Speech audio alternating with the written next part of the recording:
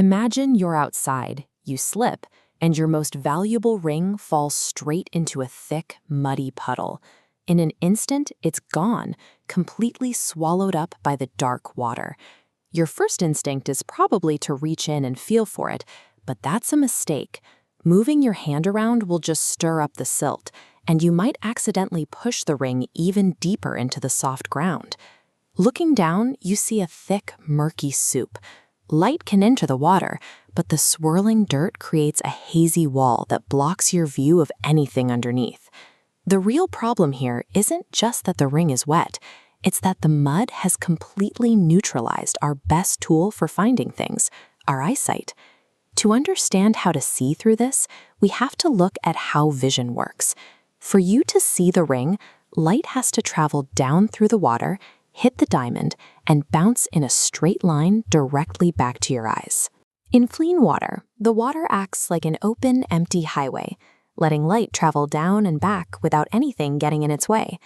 But in a muddy puddle, that highway is filled with millions of tiny dirt particles, acting as physical obstacles. When the light hits these particles, it bounces off in 1,000 different directions instead of returning to your eye. We call this scattering.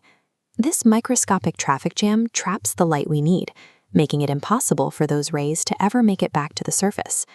To find that ring, we need a special tool, a clear plastic bag, filled to the brim with clean tap water and tied off tight. You can't just pour the clean water into the puddle. If you do, the two will mix together, leaving you with a slightly thinner but still completely brown mess. The plastic bag is the key because it acts as a barrier. As you can see in this cross-section, the plastic keeps the clean tap water and the muddy puddle water completely isolated. They are right next to each other, but they can't touch.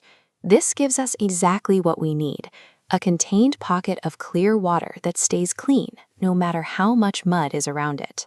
Now, take that heavy water-filled bag and push it slowly down into the very center of the muddy puddle. Here, we're using a basic rule of the physical world. Two things cannot be in the exact same spot at the same time. This is a process called displacement. As the bag moves down, its weight and volume physically force the muddy water to move aside to make room for it. Because of that plastic barrier, the bag is shoving the dirt particles out of the way without letting a single one inside. By pushing down with the bag, you are clearing that microscopic traffic jam out of your search area. The space you just cleared in the mud is now occupied by the clean, particle-free water inside the bag.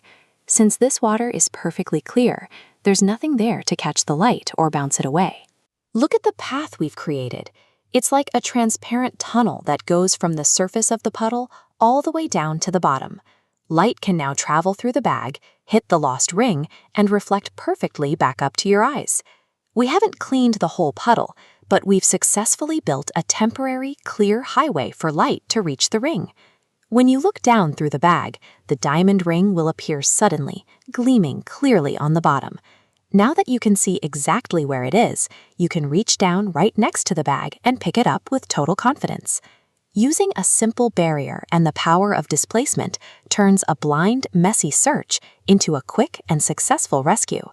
To save the ring, we used a physical barrier to shove the light-blocking dirt out of the way, creating a window in a dirty environment. We did it by managing how light bounces and by using the weight of the water to move the mud aside. Physics isn't just something that happens in a laboratory. It's a tool you can use to solve real problems in your own backyard.